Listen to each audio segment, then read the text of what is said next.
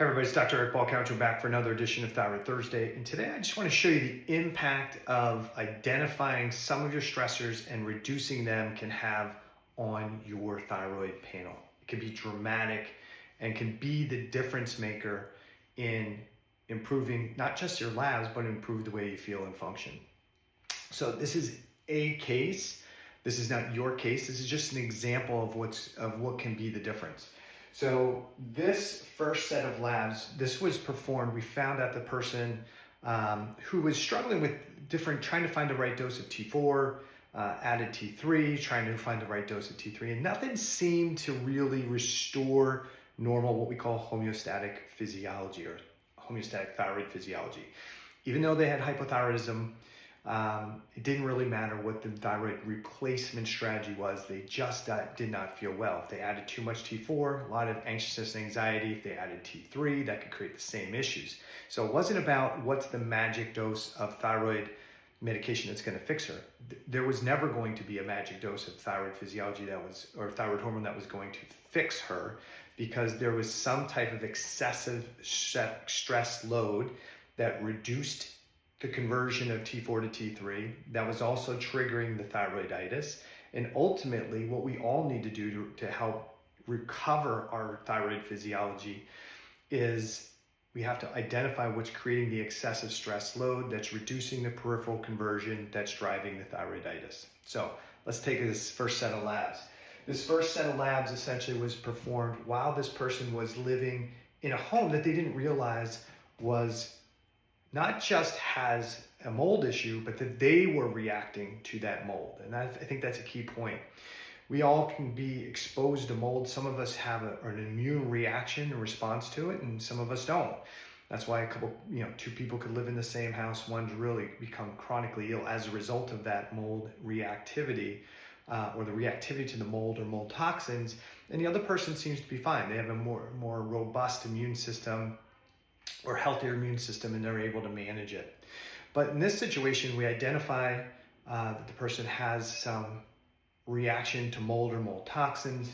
And these are a set of labs done before the person moved out of the environment and while they were still living in that environment. So 88 micrograms of T4. They were taking a little bit of T3 as well, but they weren't taking it on a consistent basis.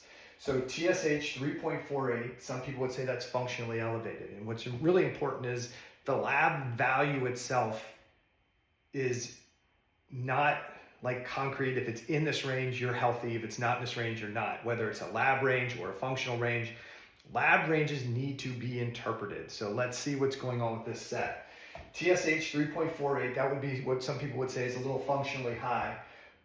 Total T4 is 5.8, which for somebody taking 88 micrograms, we're almost replacing what their thyroid gland would make in any day. And so that's a little bit what some people would say functionally low. Total T3, this is a biggie. This is actually lab low at 69. So this is below the lab reference range, below an optimal range. And the free T4 is 0.87. So total T4, that's what's bound to the binding protein and what becomes free. Once a hormone becomes free, T4 becomes free, it can then get into the cell, get converted to T3 or deactivated to reverse T3 and have a function. So in this situation, the person has low total T4. Their free T4 is kind of low to begin with. So it's no shocker then that the total T3 would be low. We don't want it this low, and that their free T3 is low as well. Functionally low as well is 2.0. So lab low would be 2. And the reverse T3 is 16.1. Some people would say that's in an optimal range. Some people would say it's too high. It needs to be as low as possible. But the reverse T3 is actually kind of falsely low probably. Why? Because total T4 is 5.8. Total T3 is 69 and free T4 is low. So if free T4 is low, then there's less T4 to be able to convert into T3 and reverse T3. So I think this number is falsely low. I don't think that this person's struggling with even getting the thyroid hormone free to begin with. So Conversion 0.29. What that almost looks good at 0.1 to 0.34 being the optimal range, but at 0.29, it's getting closer to what we might call an optimal range, but this person still struggles with signs and symptoms. What it indicates is this person, even though there's enough T4 in the system, they're not getting that T4 to the tissues, so they can't convert it to T3. So as quickly as T4 is becoming free, they're doing a pretty good job under these circumstances converting that T4 into some level of T3 to support basic functions.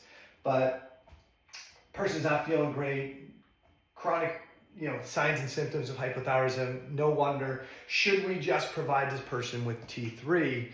And again, I don't prescribe, but this could be an option. Like somebody would say, let's just give this person T3, and that will drop TSH. It will raise total T3 and it'll raise free T3 and the person will feel better. Unfortunately, the person had already done that. They tried adding T3 and it didn't work out the way they had hoped.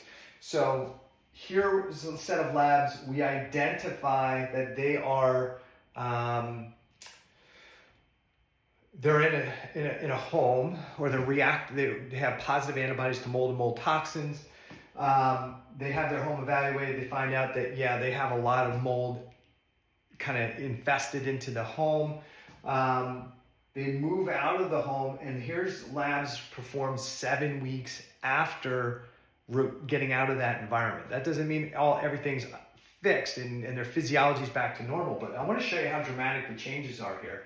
So look at the total T4 difference, right? From 5.8 to 8.1. That's pretty dramatic. So what happened here?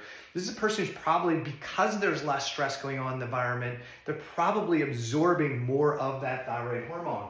And because they're absorbing more of that T4, that TSH is going down. The other option is maybe that because they're out of that environment, they're actually starting to generate more T4 from their own thyroid gland, okay?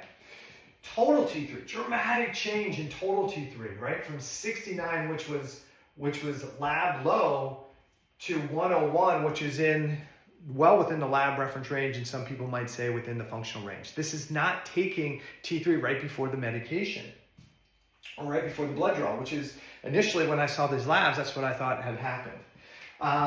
Free T4 went from 0.87 to 1.30, back within a more optimal range, within the lab range. And because there's more free T4, then there's more T4 to convert to T3, and we should probably see an elevation in free T3, which we do.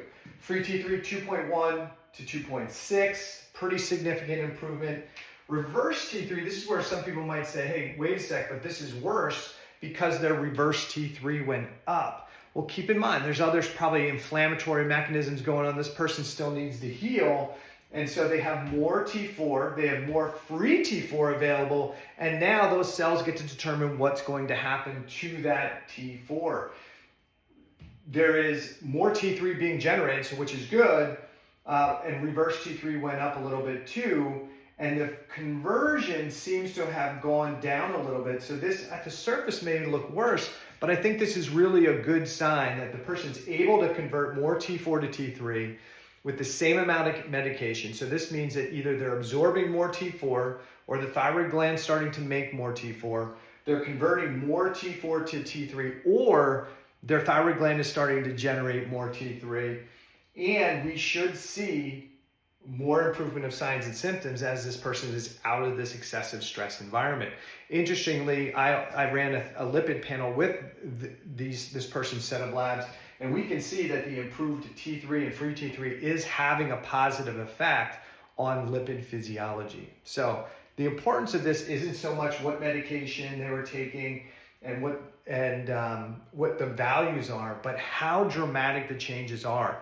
So one of the things I talk about all the time is one of the key ways to recover thyroid physiology, you need to start working on identifying what's contributing to your excessive stress load and start reducing or eliminating those things. When you reduce or eliminate those things, thyroid physiology can start to heal and recover. Hope this helps. If you have any questions, put them below wherever you watch this video. And if you need help, go to my link in my Instagram and schedule a complimentary discovery call. Take care.